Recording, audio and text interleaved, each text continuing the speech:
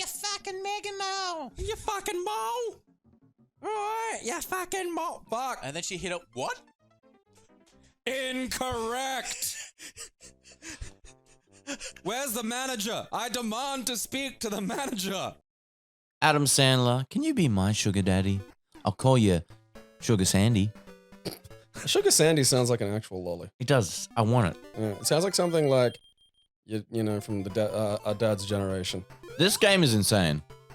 Like, this is on a Master System. This is the Master System. Because I had a Mega Drive by the time this came out on the Master System, so I didn't have to play it.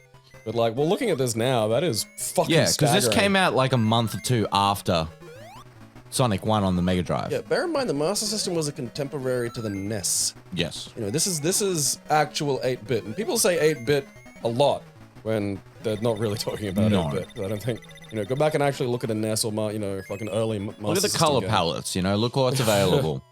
Well, that was one of the things that, like, the Master System had above, like, the NES was a really, just a much better color palette. Yes. And the end result is games look better on the Master System. Like, much better. It's weird, too, because, like, fucking Nintendo learned their lesson from that. And the SNES had a way better color. Yeah, and then, like, for some reason, Sega was like, eh. It's like, I suppose that's Sega. Now, the thing about this game, like, before we get into, like, the podcast section of what we did last week and stuff, you'll see how the rings disappear. There's only one ring that comes out, and you can't recollect them. I don't know if that's a limitation of the console. It is 100% limited. Because the second game solves that issue. Like, again, it's that thing of, like, when you're working with an actual 8-bit fucking console, you're struggling just to get, like, enough, like, you know, panels or tiles in the game to have the character walk. Yeah. You know? Like, every fucking thing is a goddamn struggle for space. What is So, a down arrow do? That's I a don't checkpoint. know. Oh, okay. Checkpoints are for sissies. I did not know that. That's true. So the emeralds are collectible, which I really like. Yeah, I'd they're just hidden in the rather stages. have them hidden in the stages and you have to find them than having to... Like, on the one hand, having them in stages means you can miss them, or I suppose they might have, like, a variety. But, like, I think we wouldn't be complaining so much if any of the original Sonic bonus stages didn't suck total chode. Oh, yeah. Like, I think that's kind of the problem. Yeah. Is they all fucking sucked in their own special ways. Like, the goddamn weird turning tumble one from the first one.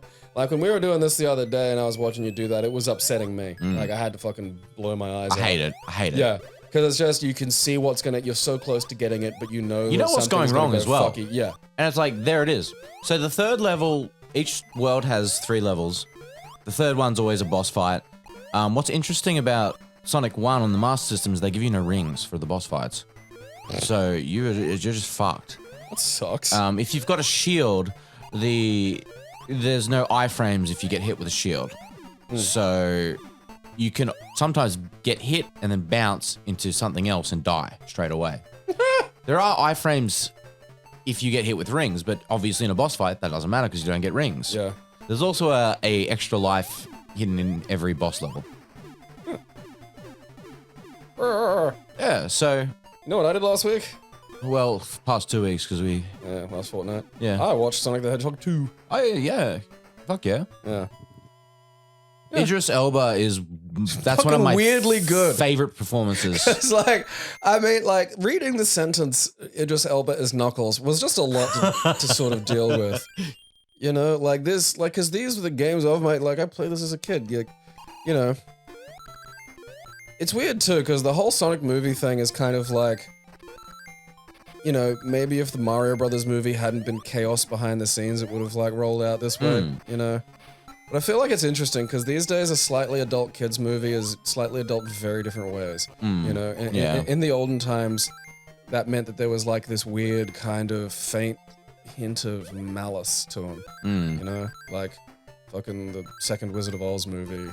Wheelers or wheelies or whatever they're called. Just everything. Just everything about the second Wizard of Oz movie. And, you know, pretty much any other fucking other weird goddamn movies from that era. And part of me wants a return to that, because, I mean, like... I do miss the tone, yeah. Yeah, like, do I think that tone's appropriate for a Sonic movie? No. But, like, you know, there are definitely... I think this one was a little bit sort of... probably honestly a little bit more into the cheesier realms Definitely. than the first one.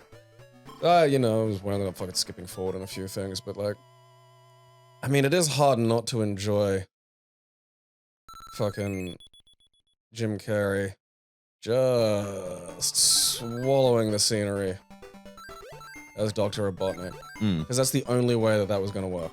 Is like Also, don't those look like those paddle pop cyclones?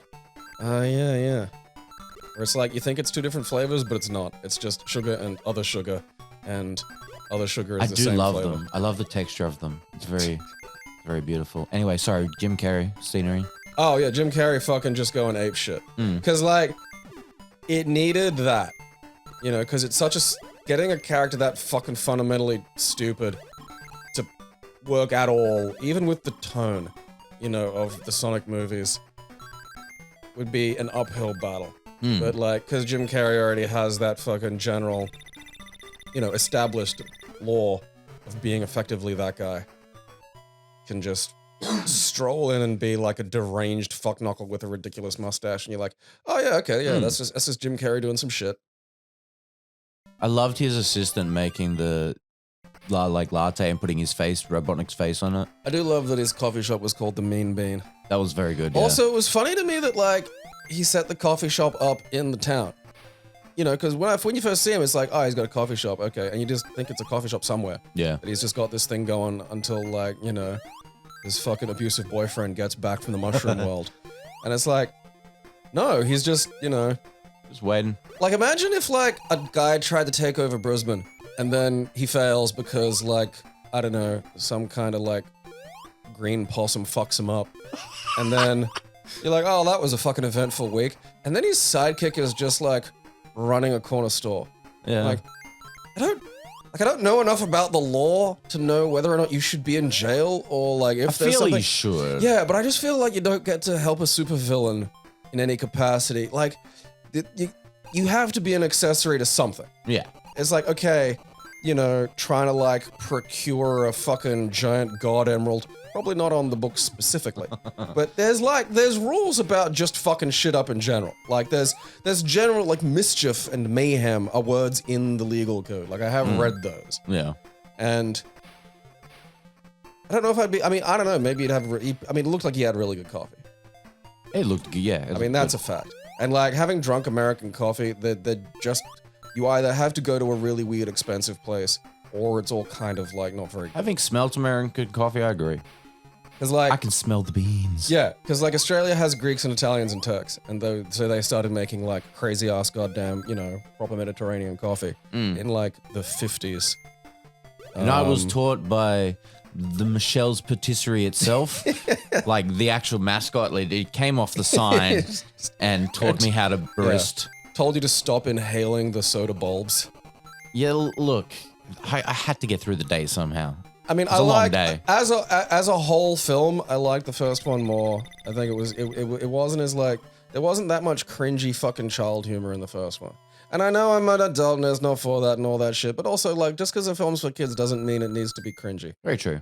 But like this one did have like remarkably well structured fights between him and Knuckles. Dude, it was and so Knuckles good. was like weirdly well organized as a character.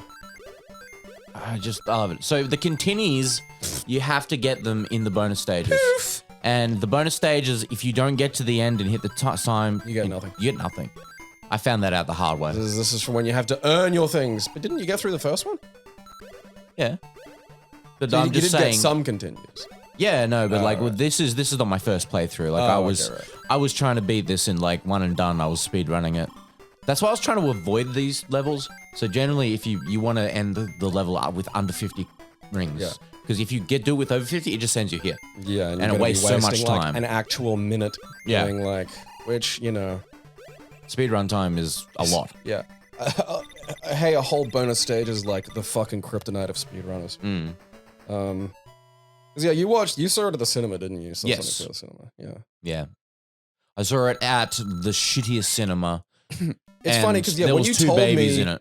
When you told me what cinema you went to, I immediately just went into blame the victim mode. I was just like, what cinema did you go to, Aaron? Well, it was the only time slot that fit. That's the problem. Yeah, like, look, that I have to accept that. That's a reality. I've never been to that cinema. I'll never go again. No, but I mean, also, where'd you go, Aaron? Browns Plains. Yeah. I know. I know. So, like, I mean, it's called Browns Plains. They didn't even have numbers on the seats. Yeah, it wasn't like, and like, I get that like most of the people you're dealing with in Browns Plains are innumerate, but also, if ever there's a place where you need to tell people where to sit so they don't just all pick fights. I'm sure the other ones, like with the VMAX screens and stuff, had numbers, Yeah. but this was one of the old shitty ones from like before. I know, it's just like, oh. It's like in Strathpine Cinema. That's what it felt like. Yeah, but I mean, at least, like, Strathpine's on a train line. You know, because don't get me wrong, you get some wild ferals on trains. But also, like, they have this umbilical tether to the real world that sort of, you know, I mean, on the one hand, it sort of drives them insane with, like, a sense of inadequacy and jealousy. But it also does hammer some basic civilization into them. Whereas, like, Browns Plains, it just may as well be, like, fucking, you know, Mad Max. I'm actually very impressed this water doesn't slow down the console. Oh, this whole game is a miracle of, like, fucking Master System programmery. Okay. Because there are slow down moments, but, like, the water doesn't really seem to do much. Having a functional water effect that almost manages translucence is, again, it's nuts. Like, the shit that you have to do for, like, a cartridge that probably had, like, you know, not even 100 kilobytes on it. This was built Maybe. to some Master Systems instead of Alex the Kid. I mean, I do love Alex Kidd, but this is a fundamentally better game in every possible regard. Yeah, 100%. Like, and I really like Alex Kidd. Yeah. So this is cool. This is where the emerald's hidden here. Oh. And Brunch taught me this, but you can actually use this emerald essentially to skip the whole level. Because there's a log here, and you roll the log over, There's a log. and that's where the emerald is. Yeah, And you're like, oh, fuck yeah. But then, instead of getting off the log, you just stay on it. And you just keep going across essentially the whole level. Huh. See, there's the slowdown. I'm having to load one Sonic, 4 waterfalls, and, like, a television. Yeah, so I got COVID, and I believe I got it from the hospital, which I probably did. Yeah, that was my guess, too. Because it had to have been, it like... sucked because I had to go. I had no choice. And I found out I have gourd, and that's a good thing, so... I still... Like, that cracks me up, because it does... It sounds so much like the fucking robot from the day the Earth stood still. You know, it sounds like Gort's brother. Because you text me like, I have gourd, and I'm like, alright, well, Googling that immediately to figure out what the fuck's going on here. And yeah, I got COVID, and God knows where I got it from. Oh, yeah. Some kind of mystery. The second you texted me, the first thing I thought was, oh man, you handed me that fucking pea from that bag you were eating from, and I ate it. Yeah. I was like, I mean, to be fair, I hadn't had any before you. You went first. yeah, but still. I know. So, yeah, I got that. Touched it with your penisy hands. And then, you know, 7 days isolation, and then I was like, okay. And then I was like, Gammy's mum got it, so I was like, okay, gotta have a bit more. Yeah. Wait till she's, you know, past it, and then, yeah, now she's done, back at work, and... I mean, Everything's symptoms-wise, normal I again. had like a sore throat one night. The night I knew I was getting it, my chest felt weird. You know, it felt a bit on fire, and I was really worried that my lungs were fucked. Yeah, like, I was kind of worried about that as well, just because, you know, like, growing up with asthma. But I think I same. got, like, that weird thing of, like, when you're a sickly child and you manage to not die, Yeah. you get to be just, like, not very sick for the rest of your life. Because, like, you know, I've got the triple shots, and I've got, like, you know, I've also had, like, fucking influenza. And I mean, like, actual fucking influenza. And, like, because, like, I think I fucking missed one of the fucking vaccine top-ups. Because, like, mum and my stepdad both had them, and my brother had got one, like, the year before. And so they were fine. And I was just, like, dead in the lounge room for, like, a solid fucking week. Like, I can't, it's one of those things where, like, influenza becomes synonymous with the cold. Right. And because people say it's for cold and flu, and people are like, oh yeah, those things that are the same. No. Yeah. Fucking no. Like, I was like, just on the armchair in front of the TV from when I woke up to when I fucking went to sleep. Couldn't, like, drink a full glass of water without vomiting it up for, like, a solid 3 days. So I'm, like, sucking on ice cubes to stay hydrated. I'm, like, sipping, you know, bits of, you know, tiny amounts of soup to, like, stay nourished.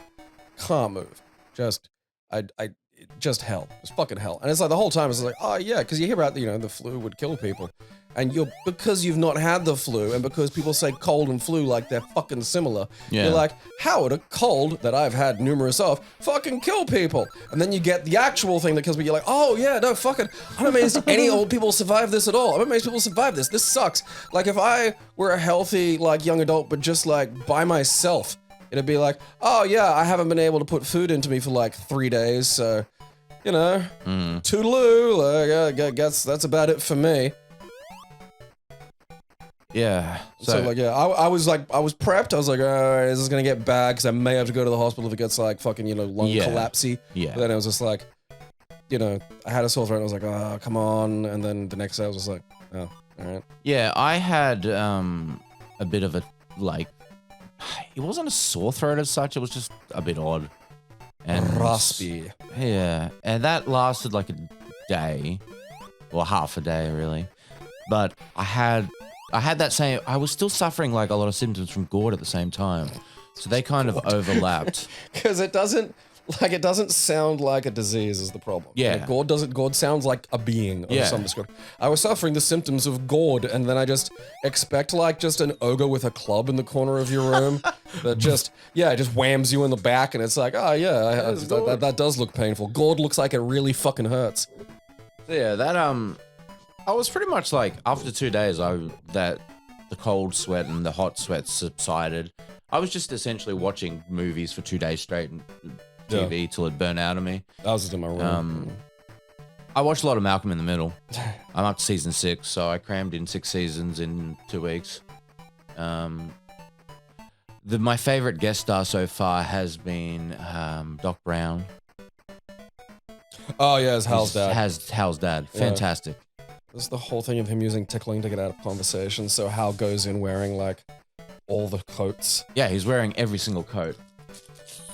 That show is really good. I really recommend it if you've never seen it. It is just brilliant writing, brilliant acting, like especially from child actors, because child acting can really be good at what hard. they're doing. Yeah, getting the right kids, getting the right mix, and all that sort of stuff, and like. There's never really a character, I think, that's badly acted. No, and there's a lot that can go wrong in that show, too, if a bit of it doesn't really fucking, work. But yeah, they fucking nailed it with the kids. My favorite episode is, like, a later season one, but it's a gem. It's got so many good moments. Just Busey's run away. I mean, for starters, the fact that the weird mental kids that Dewey ends up stuck with are called the Buseys is very funny to me. Yes. But then, like... they run off, and that's one of the main plots. But then, like, that's the episode where, like, Hal uses a tool that he creates in front of them to fish the keys of a bodybuilder out of a drain. And so the bodybuilders all think he's, like, some kind of genius and follow him around.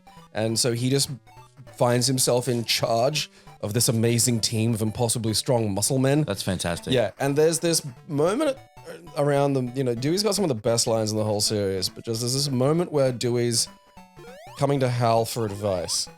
And he goes, Dad, can I talk to you when you're done watering your men? He's letting the muscle guys drink from a hose. That's great. Yeah. Finish watering your men. Watering your men. I know. It's a great sentence. There are a few. Like, the late series got sloppier with some of the, serialized plot points, but, like... It's hard. That'd been going for a long time. There's an episode where, like, the start of it, like not the cold open, which was usually separate from everything, but the start of it is just Malcolm and Dewey sitting bored in a gutter, and a mattress just falls out of nowhere and lands on the road opposite them. And they look at it and look at each other and then look at it again, and Dewey says, even our miracles are boring. It's just like, that's a fucking pristine moment. I like the one where they go to the water park and they leave Dewey at home, and he's dancing with, what's her face? She was one of the Golden Girls. Is it B. Arthur? No, it wouldn't be B. Arthur. No, it was. Was B. Arthur alive? Yeah, I'm pretty sure it was her. Was it the one that died recently? That's Betty White. No, yeah, it wasn't Betty White. It was B. Arthur. So he's dancing to Fernando, because Dewey's standing on the table and she goes over to him and she paints like a mustache on him with like chocolate. And puts like a rose in his mouth, and then dances to Fernando, and then the next scene is an ambulance pulling out of the driveway and Dewey just waving. Ah, yeah, that's right. Just waving. Yeah, she's died. He doesn't understand. I also watched. I mean, like, have you seen Multiverse of Madness yet? Oh yeah, I watched it on release night. Okay, cool. Oh yeah, that's right. You got to see it on fucking Wednesday. Yeah. Yeah, I watched it like the day after. That was good. It was good. I don't really want to go into it just for. I think we leave a little bit longer before spoilers. But yeah, it was good. It was different. It was very Sam Raimi. It was. I do love, like, there is that the way Sam Raimi moves a camera, and It's you'll very see this. unique, yeah. You'll see this in like pretty much all the Sam Raimi films. It shows up in Spider-Man 2 during the Dr. Octopus's tentacles, scene, and it's like that scene is very Sam Raimi, and he does this amazing like point of view shots for things that shouldn't have points of view. Right. Like horrifying rape trees and demonic entities and grimly self-aware metal tentacles, and it's one of those things where like he's able to make something very sinister and very creepy without going past any kind of without just having to show you like someone's butthole exploding. Yeah. And that's what you want for something that's gonna have horror elements, but you still want to trick children into seeing. This is one of the worst boss fights I've ever fucking thing. That ball there has such a box on it. It is not funny, and they keep getting summoned every time he goes across, and they suck. Don't like the stage where Dr. Robotnik poops on you. No, because look at how long the ball stayed there. Yeah, that one stayed there for a while. By the way, that smoke it hurts. kills you. Yeah, that's an explosion. For the whole animation, it's hurt. I'm actually surprised I got that like in one because this stage sucks. Yeah, I was waiting for like, you to fuck up there because I thought that's what we were watching. I will say, Multiverse of Madness, the end, like the very end credit scene, like the one at the very end, pissed me off so much because like I just wanted something a little bit more. Yeah. Like if that scene was the first one and then I got something more, I would have been happy. No, but it was I just got more of Bruce Campbell. That's so funny. Well, I got what I wanted, which was more of Bruce Campbell. I want more Bruce Campbell. I just want that. I want that slice of the next. I'm hungry. I watched a Taiwanese horror film called The Sadness. Interesting. Yeah, it's a good one. It had It had a lot of buzz floating around about a year or two ago when it was first released, and it was kind of a bummer. Also, just tell me, this stage has no right to go this hard on the music. That is really good for like again the Master System. Like that's wild. Good games on the Master They System. don't have the wop wop wop wop wop wop, which is good because that gives me that sound anxiety. upsets me. Yeah, it was one of those really bummer situations. I mean, look, it's not a bummer for the fucking guy who was directing it because it got like a bunch of stuff at like movie festivals and stuff, and that was like 2 fucking years ago. So I have to hear about this cool fucking horror movie and be nowhere able to see it for like 18 months, which is just like I don't like that. Like this bullshit might have flown back in the ancient times, but if I hear about something cool, I want it now. I don't want like I'm okay if it's like still being made. It's like okay, but like I don't want to hear about a bunch of people already enjoying it. It's like that's frustrating to me. But basically, what it's about is effectively there's a kind of a similar pandemic to this one, except it's called Alvin for reasons I don't quite understand. It was started by chipmunks. It might, maybe that's scary to the Taiwanese. I don't know, but it's kind of like not really doing anything, but then it mutates. And so what it mutates into is effectively quite similar. See? Yeah, oh, that is fucking heinous. It mutates into kind of like the movie The Crazies. So that was a George Romero movie he did after Night of the Living Dead, and it's basically a similar premise, except the people get, it's not like the dead are walking around. It's a disease and it makes people violent, but they're still people, Gotcha. So this is effectively that. Actually, it'd be a lot closer to what's that thing you were reading? Crossed. Crossed. So it's basically like that.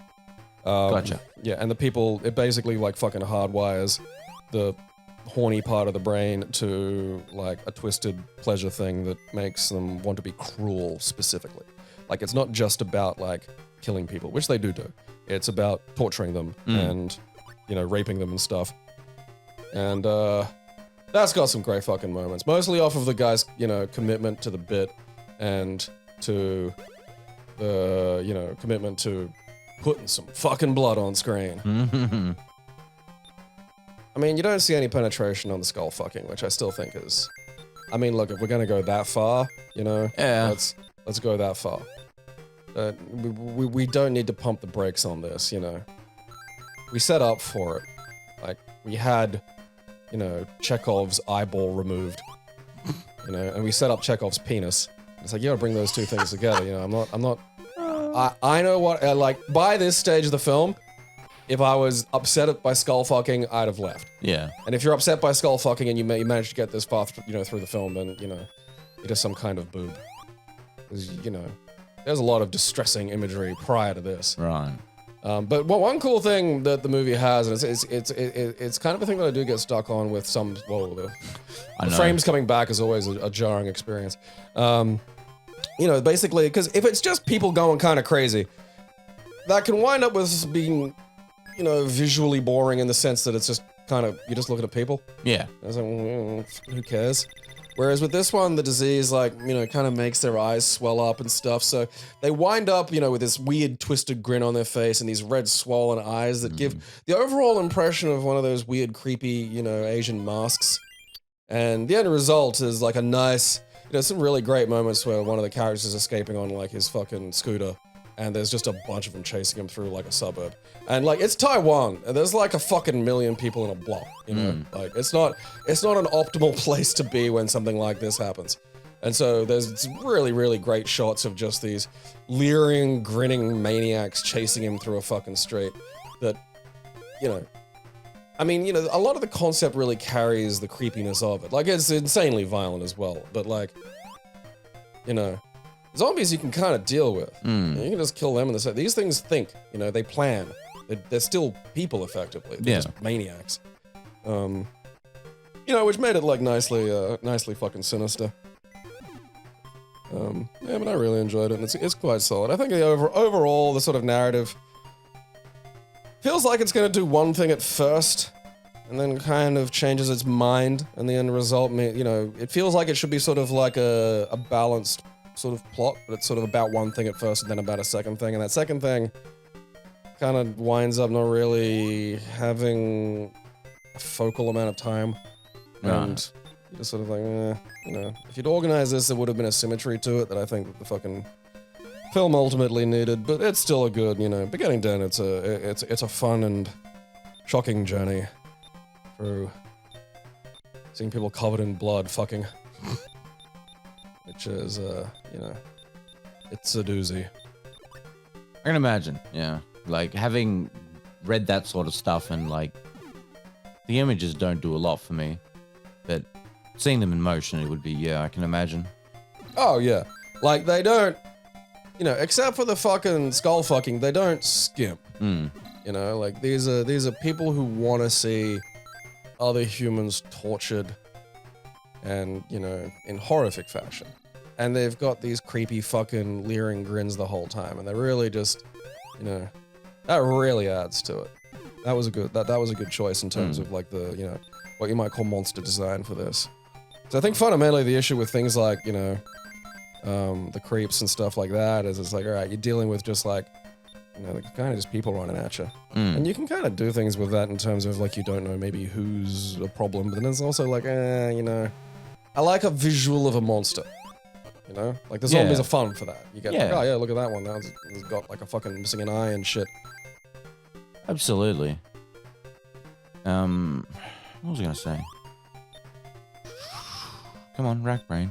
Oh yeah, we watched Monster House just before this. Oh yeah, fuck me, that fucking goddamn. So we've talked about it before, but there's a guy in Japan, a comedian called Kuro-chan. Now, Kuro-chan is everything wrong with a man in any capacity. I know, it's funny because you're not sure how much of it is, because there is a degree of it that is certainly a part of his act. Yes. He's got a shtick of being this weird, high-voiced oddball, and it's all right, that's a, there's a thing.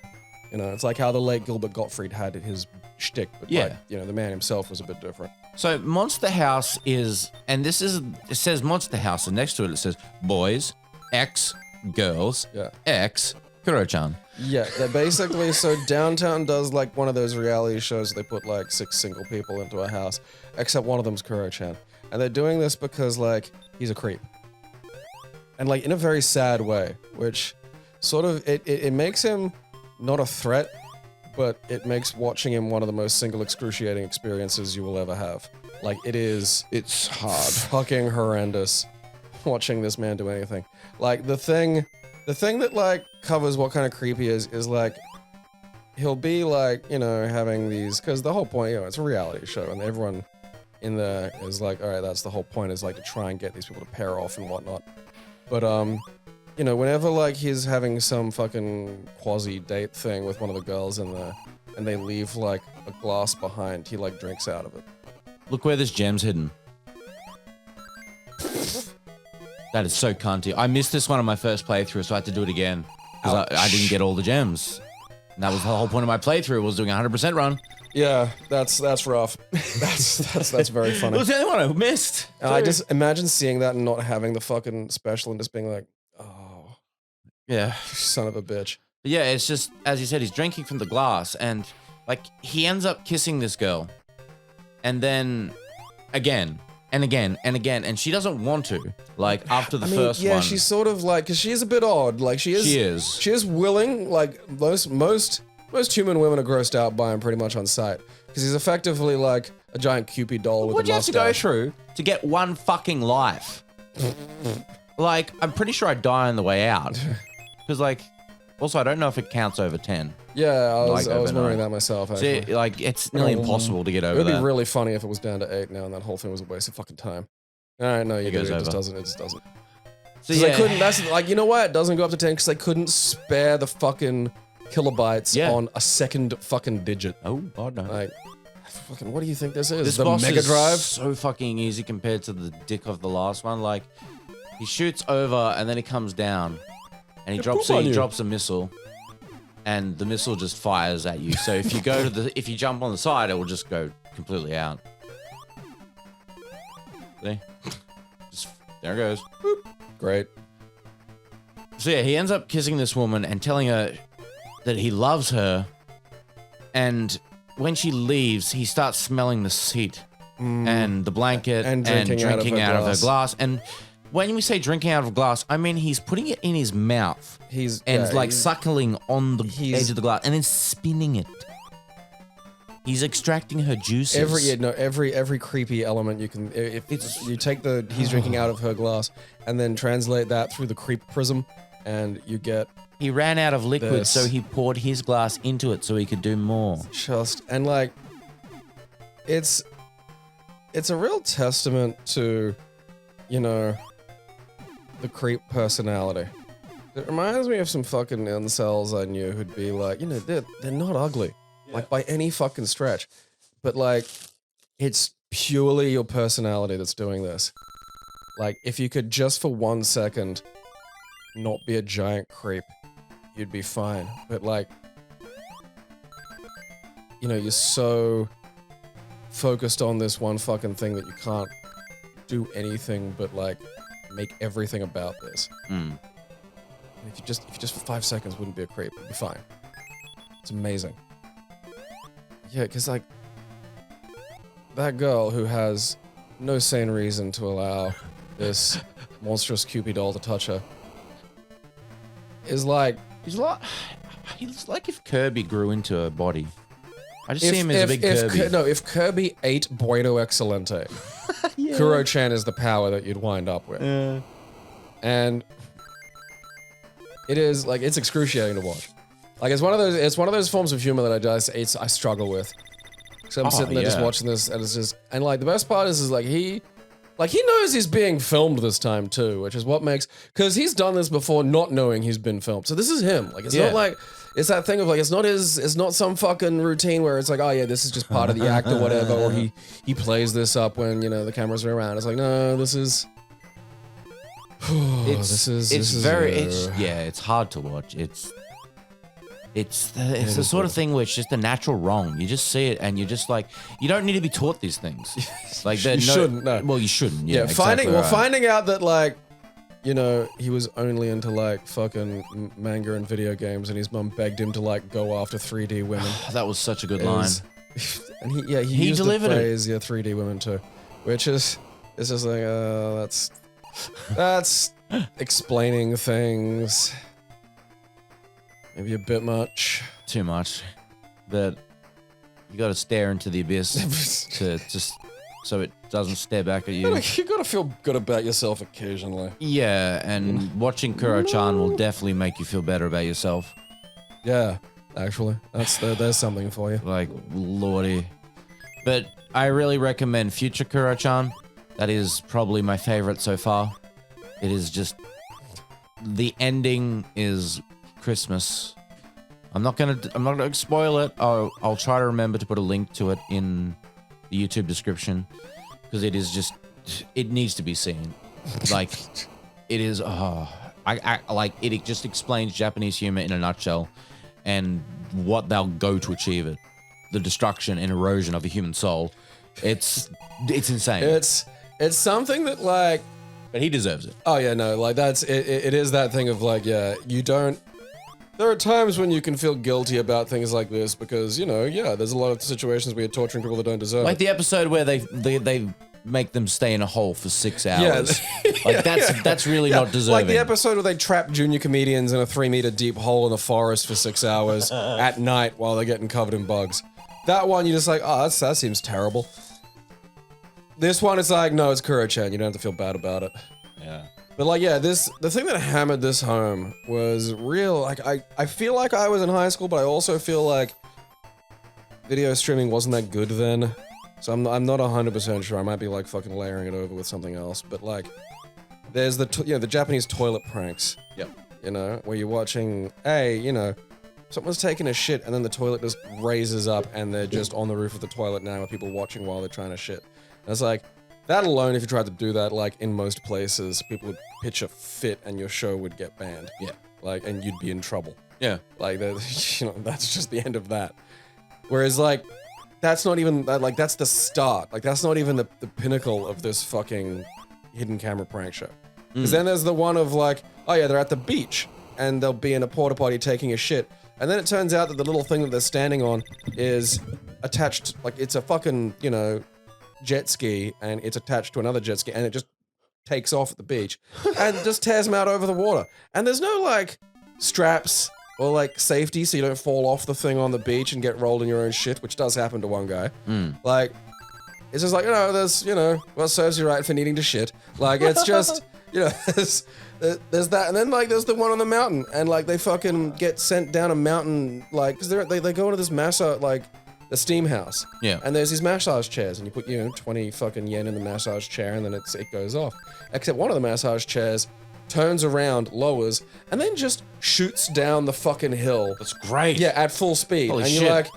you're like, again, there's no safety thing that you can come off and like fucking break a limb. Oh. And just, The one that I've been looking for that I saw on Australian TV, there was like it was a show on Channel 10 for a while called Weird Television, which would just find weird, strange ads and shit from around, Europe, and then of course there'd always be that here's Japan segment.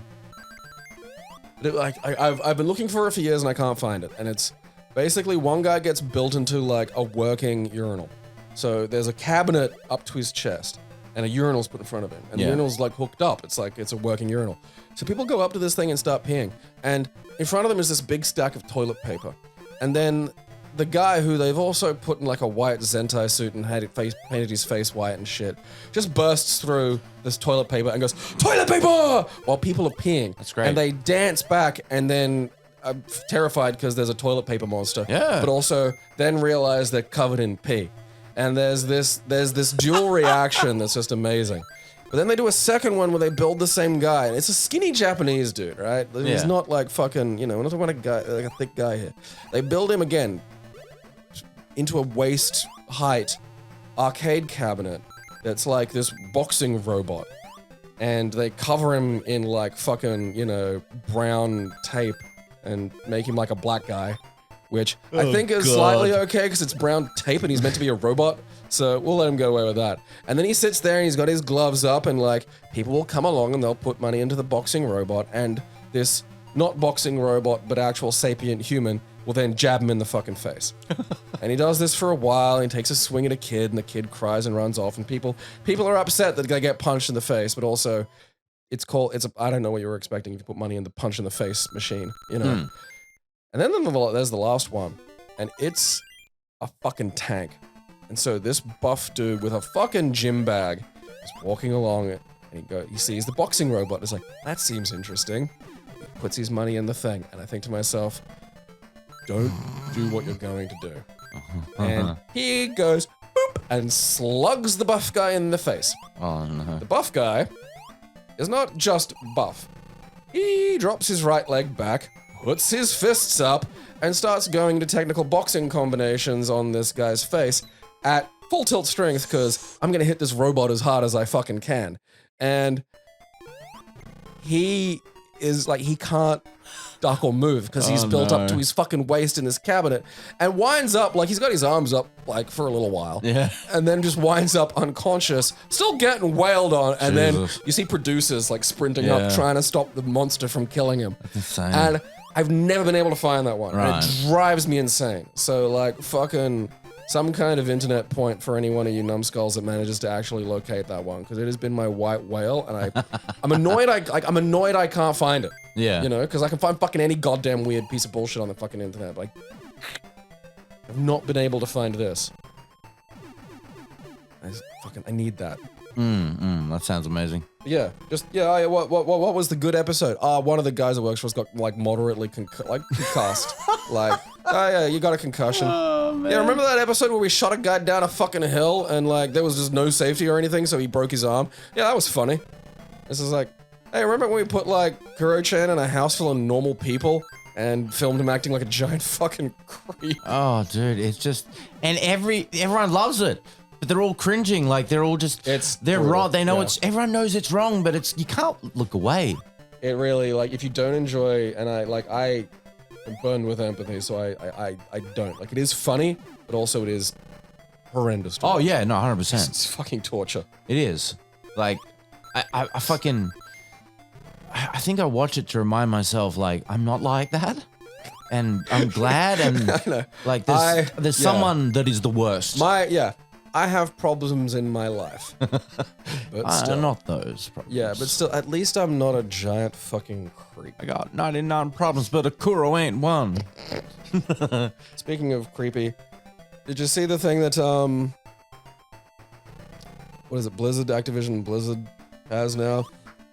The diversity space tool? Oh, God. I don't want... Negro math! Look, dude.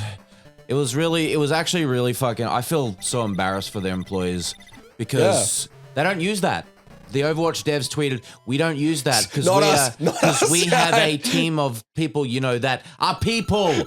We don't need a map to tell us. We didn't. Like, holy shit, man. I love, like, because the first thing I thought was this is inadvertently an amazing display of representation of autism. Because this is what happens when you get the engineering department who haven't seen Sun to try and do something involving humans. Yeah. You get them, oh yeah, well let's just like, we'll plot ethnicities on a scale and this will sort it out. We'll be able, it's that classic fucking, and you see it everywhere because of the internet and, you know, the word blockchain existing. But like, it's that thing of like, how could we possibly solve this problem? And the answer is develop basic social skills. Yeah. But obviously the engineers can't do that, so they go, okay, how can I solve this problem using creepy mathematics and coding? It's like, the diversity space tool. It's like, no. Because I'm pretty sure what I was reading was someone had to deliver that at GDC, which is the developer conference. Ooh. And yeah, it didn't go down well. It's because it is so fucking funny because it is exactly like it's the Greendale human being. Yeah, it's like much. What would happen if we took something that is fundamentally well-meaning and then just comically twisted it in every possible way to just completely fuck that up? It's like, oh yeah, we're gonna plot you Like, cunts they're on a just, graph. honestly, they're just releasing shit like that to get, like, attention away from, the sexual assault and other actual, really bad problems. Yeah. Which part on the graph will stop you from molesting a woman at work? Let's work on that one. We'll have a little chat there. Speaking of molesting, people have been sending me dicks on Instagram. This is great. So, obviously, on my Instagram, on my personal Instagram, I present as Amber and as a woman. Now, I have very good filters. Yeah, And it's kind of very good filters at that. the photographic science is baffling, honestly. is remarkable these days. Yeah, So, I have men in my inbox thinking that I am a cis woman. yeah. And it's hilarious because this guy goes, add me on Snapchat. And I'm like, okay. I'm like, I mean, yeah. I'm bored. Yeah. What am I going to do? What's he going to do? And I'm like, he's probably going to send me a dick. Anyway, he sends me a dick. And he goes, now show me yours. And I go, you want to see my dick? And he goes, you have a dick? Yeah. With like double question mark. And I'm like, of course, honey, I'm trans. And he's like, oh, mad, huh? I mean, way as well. Be good to compare. And I'm like, That's great. That was Because I've great. been talking about like gay bogans for a while. Like I've been stuck thinking about them because all I can hear in my head is, "Oi, chuck us your bumhole." Yeah. And like, like yeah, at least you're accepting. And Like, so I granted, sent- you're sending dicks, which is like you're not supposed to do that, but at least you're accepting. Yeah. So I posted a photo today while we're doing record, and within 1 minute, Yeah, you literally. I Like, have an inbox yeah, you have an request. inbox. It's like, is this And gonna be a dick? And I'm like, Gabe, is it gonna be a dick? And then I Yeah, you go open it up and it's a accept, dick. view photo, boom, it's a dick. And it's like, that's insane because like I can imagine women that have like millions of followers and things no. like that. The amount of just shit they would get, like, because that was instant. It is. I had instant The cock. speed was remarkable. Like, it was like the girl I used to work with at the bar Phoebe. Like she'd get them all the time on Facebook, Yeah. and like she'd come out and just be like, new crop of dick, and it's just like, fuck yeah, and yeah, it's just like And there's a new wave of dudes wanting to be sugar new daddies, waves of dudes. and they're Google card scams. They make you think that they're gonna pay you like weekly, but then they're like, hey, buy a Google card and so I can accept my business account to send you money. And it's like, that's not how it works. That's not how this works. That's not how any of this works. It's like, I know how scams work. I know how. I also know how like paying me works. Yeah, I know. Fucking. I know, dude. Yeah. It's Just like, give me like just give me a bank account password so I can put a deposit in. It's like that's not how that works. And I know how that works. I got the good ending. Yeah, let's go. The dicks. All That of is funny. Like, cause yeah, it was instant. It was just like, and I'm like, it was instant to the point where it's like, has some guy just been like, I need to send my dick to lots and lots of women unsolicited. I'm gonna make I'm just making a bot. I'm not gonna. That's gonna streamline this process. Cause it's nuts to me that like that could have been seen and then the photo taken. Like if that's how that played out, that's nuts. You know the most hilarious thing is all It is all batshit. these men who think I'm a woman sending me pictures. Every single one of my fucking photos has hashtag trans on it. And also like the filter thing. Yeah, there's photos of me without the filter, like below it. You can literally see. You can turn the filter off. You got to learn about filters these days, people. And I suppose I'm talking about learning to people who send unsolicited dick pics. Yeah. Like it's that old They're not thing- learning. Yeah. It's that, people will say like, fucking don't challenge a goddamn, pigeon to chess because it'll just shit on the board and think that it's one. And it's like, yeah, but you're a fool for challenging a pigeon to chess. Like if I see a dude and a pigeon playing chess, I think that's dumb. I'm not blaming the pigeon. It's not like the pigeon was like, hey buddy, want to play chess? I mean, if it was, that'd be pretty amazing. Yeah, like I'd you be may have all found the for that, smartest you know? pigeon, yeah. Which still isn't very bright. But like, instant. Instant. It's like, what? And like, because the natural thing, because I've seen a lot of this, and I've also seen a lot of the people who do it, and I've seen them in other sort of like contexts, and that's the important clue to this is like, they're not expecting to get laid out of this. No. It's more a statement of self and probably like a weird perverted thrill of like showing people their dick. I mean, Hey, I'll do ratings. $5 USD. Send me a cock and I'll rate it. Like, I mean, because like the thing that, well, I mean, it's like that whole thing of like, you know, in the olden days, they had to leave the house and you had to see a real dick. You yeah, know? that's true. There's just get dick on demand. I mean, it's just like, yeah, you just go, you know, like that, because that's the difference about the like the internet to the like the fucking, you know, meat and potatoes days is like, you know, if someone sent you like a threat in the mail in the old days, they had to know where you actually lived, and usually had to have dropped it off in your mailbox themselves. And what that means is they are at least near your house, which is different to just someone like in Twitter trying to like, you know, threaten me, because you're, you know, the person doing that is just some sad chud that lives in Mississippi or something. And it's like, well, you know, what are you going to do? You know, send me your penis. It's like, okay. I mean, you know what the nice thing about that penis was? It was clearly his penis. Oh, definitely. You know, because it wasn't what we'd call showroom condition. I mean, if that was like, it looked like a semi. And it's weird because, I mean, have the dick pic guys evolved to semis? You know? Is that what they're getting at? Like, imagine just sending flacids to all the girls. It makes no sense. I mean, yeah, but that's how you get them. You know, it's like the girl that like made out with Kuro-chan. There are women out there who are just weird. Like, it's the unspoken thing, but like there are women creeps. True. You know? True. And like, they don't always look like you'd expect them to, you know?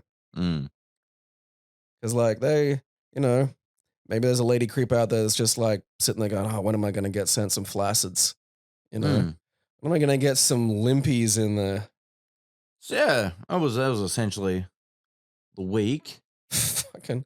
I've been watching Malcolm in the Middle and catfishing dudes.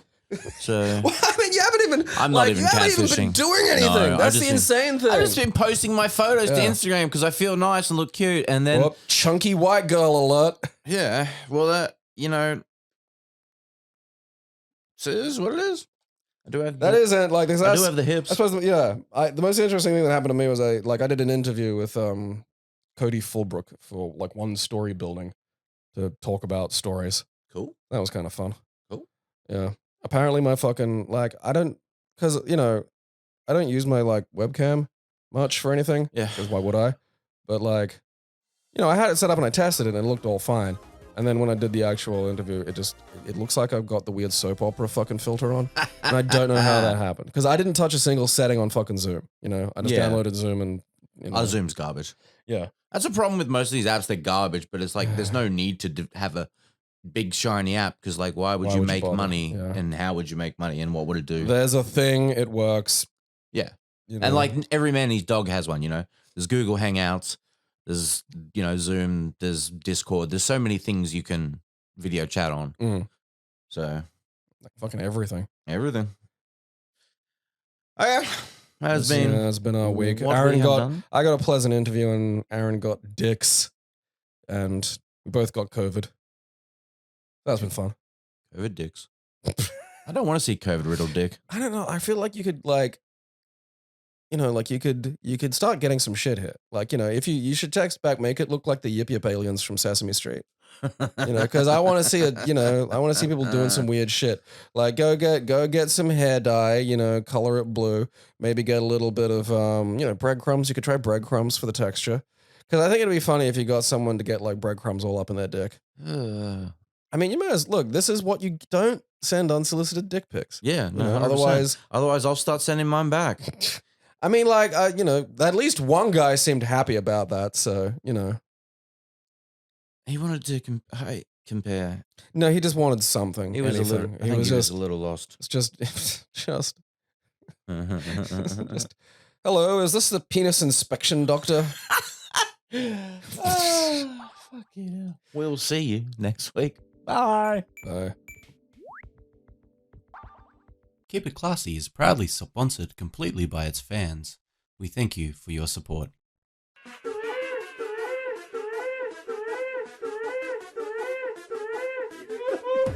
It expanded somehow. I'll have you know.